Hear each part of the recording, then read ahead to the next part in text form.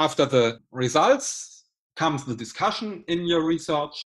You have tested your hypothesis. Now you come back to your literature review and compare your results to existing research, which we call theoretical contribution. You will discuss your results. The discussion will be you come back to your literature. So you compare your results in line with existing research to show differences or similarities. If you have differences, you have to explain why you find differences.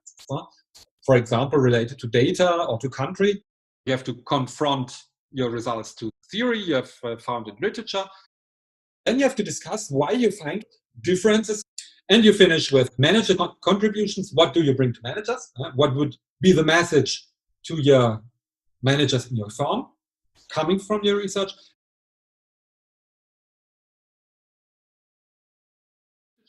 So what are our contributions?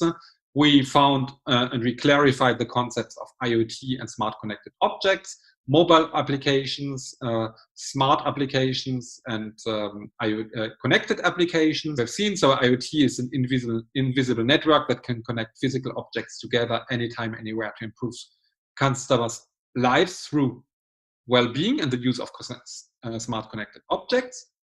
A smart connected object is a digitized object that can collect, store, and distribute data that can be controlled by a smartphone, by the user, or by AI automatically, by its environment to improve consumers' lives and well-being.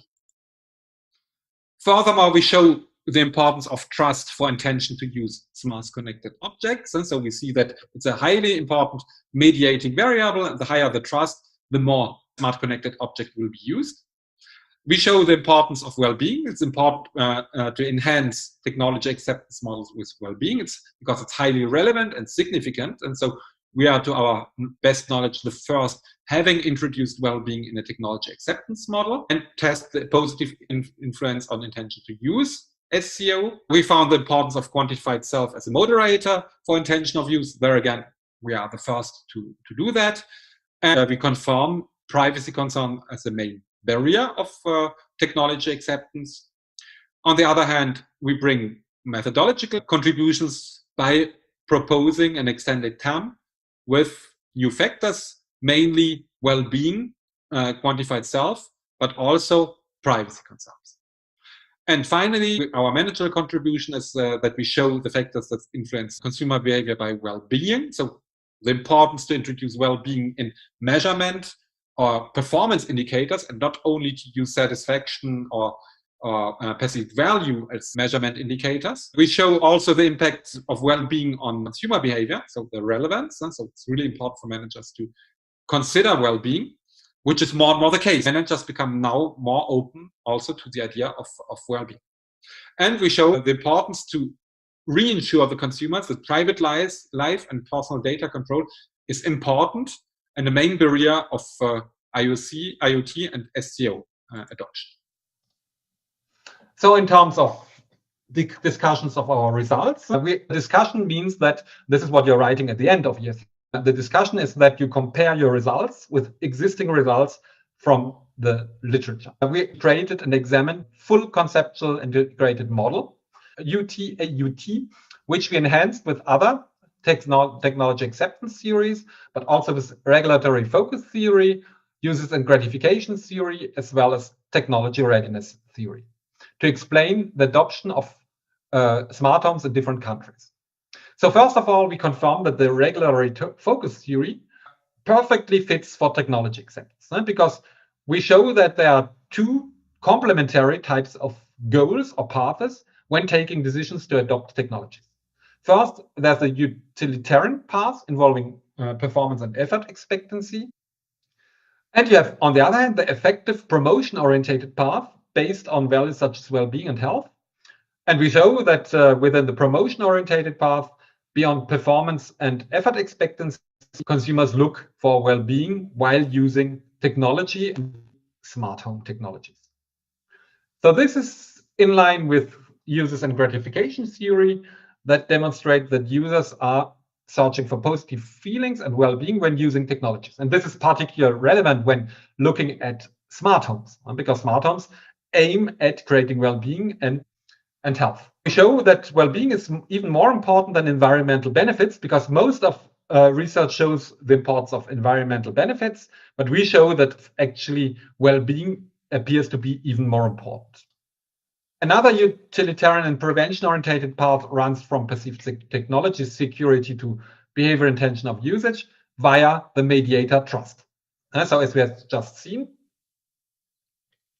trust is a very important mediator between security and privacy concerns and behavior intention to use. So subsequently, the promotion-oriented path goes from technology trust that influences positively well-being through a decrease of perceived risks. And this has a positive impact on behavioral intention of use of smartphones. And we have another utilitarian and promotion-oriented path that runs negatively from privacy concerns to behavioral intention of use of smartphones via technology, trust, and well-being. So when we discuss the results, it's important that, again, it's important to do a literature review. We show that our results go in the same direction than literature. On the other hand, if we find results that are not in line with literature, we have to explain why we find the differences, which is in our case not the case, because actually all our hypotheses were confirmed. That is why we can, our results are in line with our hypothesis, and our hypotheses are naturally justified by the existing literature. That is why we are in line with the literature. So in summary, to increase technology trust, we have to offer data secure smart homes and the control without technology risk. I prefer safe smart homes to fully automated smart homes, because they want higher technology security, which leads to more trust, which impacts positively well-being and subsequently behavioral intention of use. To come to our cross-culture analysis, we enhance the validity of our results because we found a lot of common points between the three countries, but we also found some differences in terms of uncertainty avoidance and masculinity and femininity, which appear very interesting for new technology adoption, such as smart homes. So in line with literature, we found that countries with high levels of UA, clearly Germany and France, are less likely to take risks and thus have higher resistance to change and intolerance to technologies. So as they perceive more risks, they're more reluctant to adopt new technologies. Whereas on the opposite side, countries with low levels of UA are more likely to take risks and more likely to adopt technologies. So therefore, in Germany and France, high levels of UA increase the negative impact of privacy concerns. So that people even perceive more important privacy concerns. Whereas in China, an Asian country based on Confucian culture, having lower levels of UA, perceived privacy risks prove to have no negative impact on trust and well-being. And this is also in line with literature. And this could be also explained by the legal context, because in Germany and France and Europe, we have the General Data Protection Regulation, which is a legal context, which is lacking in China. So in China, the users pay less attention to privacy protection because they're less protected due to legal issues. And because of legal deficiency to protect the privacy or data collection. That is why people are actually less concerned in China due also to these legal problems. And in France, a feminine society, dimensions like trust and subjective well-being have importance than in China.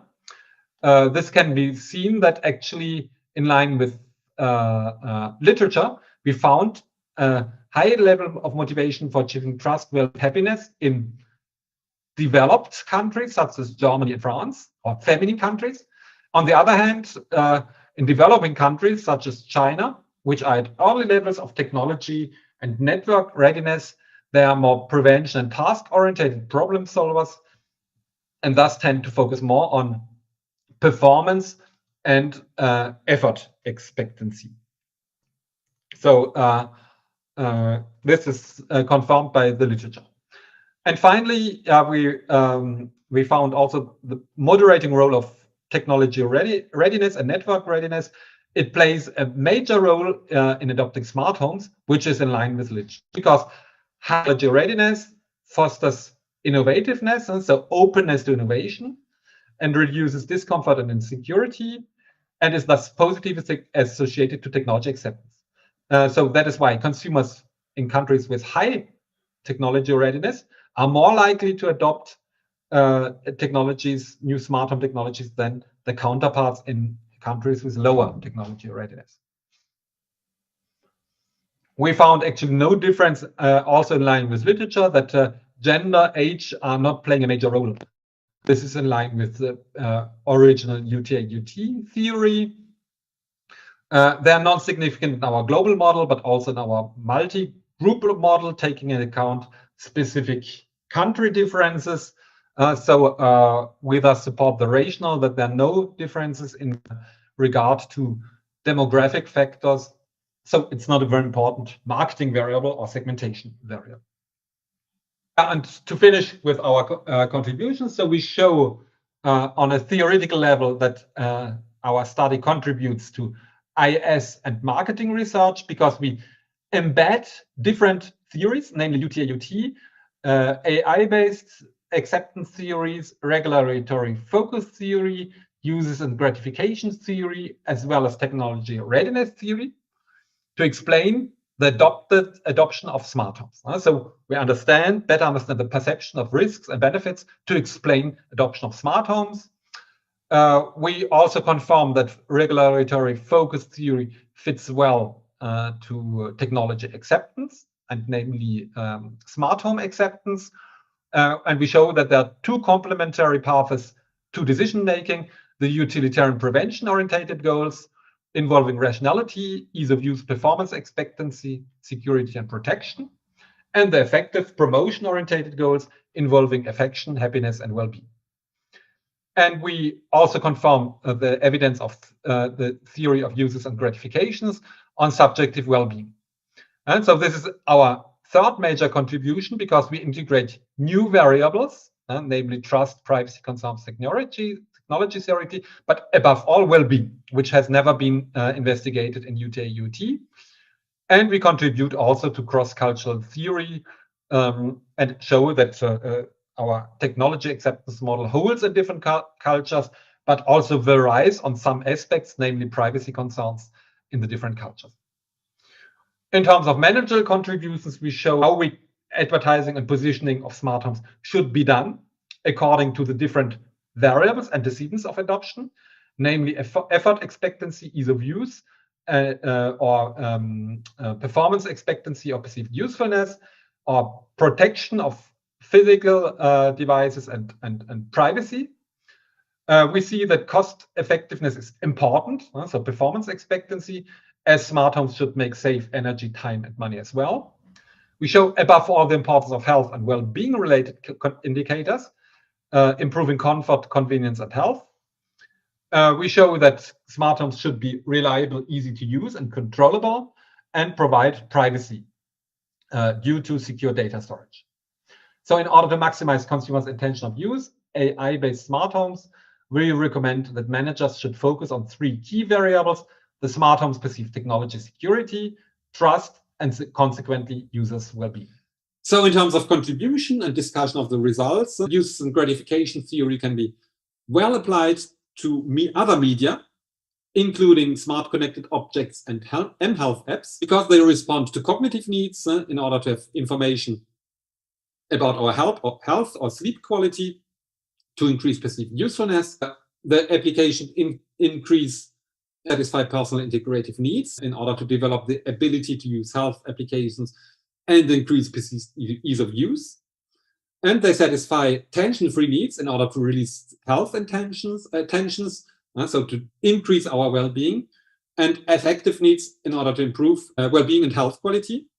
But on the other hand, we can apply the theory, but we see that at least the application we tested, they did not increase well-being after. We furthermore showed the important role of research on user well-being, and not only on satisfaction, including tension-free and affective needs. So focusing on hedonic value, health benefits, quality of life is highly relevant in social science research and management research, and should be considered further in the future, above all when talking about mobile health applications, but also for other applications. But the degrees of well-being after use and the benefits to satisfy cognitive needs appear to be inefficient. It means, I just said, that unfortunately this app does not increase well-being, which is related to the app, which is not related to the importance of the concept. Furthermore, we contributed by integrating the well-being personality because they appreciate more mHealth apps, increasing the influence of perceived usefulness on real use on well-being. So there's a positive moderating, amplifying impact of perceived usefulness on real use and real use on well-being. And privacy concerns decreases the mHealth's impact on well-being before use, but increases the strength on well-being on perceived usefulness after use. So this is in line with the personalization privacy paradox. Even when users perceive privacy concerns, they still intend to use smart connected objects apps, as they believe that the benefits of the app or the personalization are higher than the cost of privacy loss. And so this is in line with theory. Moreover, the theory of privacy characters shows how users are likely to provide personal information if they perceive higher benefits than the costs and the risks related to data disclosure. From the manager point of view, so we show the importance of well-being with apps, and above all health apps. Perceived ease of use, they should be easy to use, and benefits should be perceived. Privacy concerns remain the main reluctance factor, so data security is absolutely important hot topic, and data policies should be considered to increase trust. And health provider companies should also identify consumers' well-being personalities to create congruent communication and app design. And finally, to finish, our contribution here is that we give to literature insights how use of big data results can improve market-directed capabilities and firm performance. And so we can see that it improves by almost 12% firm performance and marketing performance by 25%. We see also that effective big data resources require a set of critical complementary big data related IT resources. And our research implications is that actually research-based view fits well to test this kind of problem. And we give also, compared to the literature, in coherence with the literature, we see that resources have to be complementary because one single resource does not necessarily create value.